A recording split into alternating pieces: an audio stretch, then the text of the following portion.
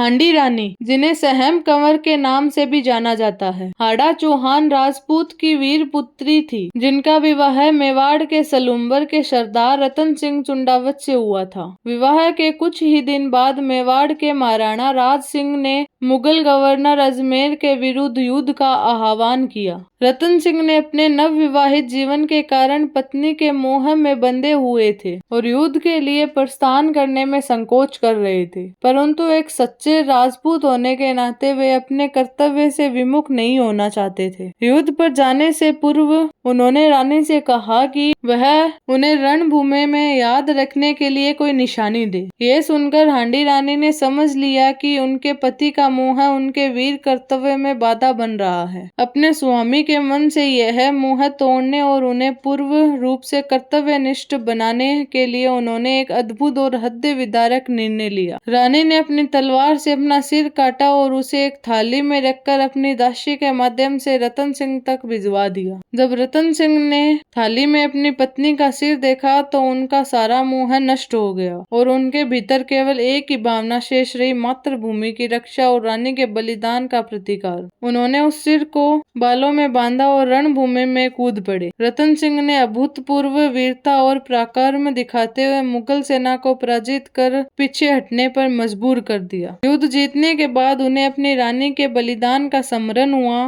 वे उसके वियोग को सहन न कर सके, अपनी तलवार से सव्य का सिर काटकर वीर गति को प्राप्त हो गए। हांडी रानी की कहानी सच्चे प्रेम, त्याग और कर्तव्य निष्ठा की अमर मिसाल है। सिखाती है कि सच्चा प्रेम अपने स्वार्थ से ऊपर कर धर्म और देश के प्रति समर्पण में है।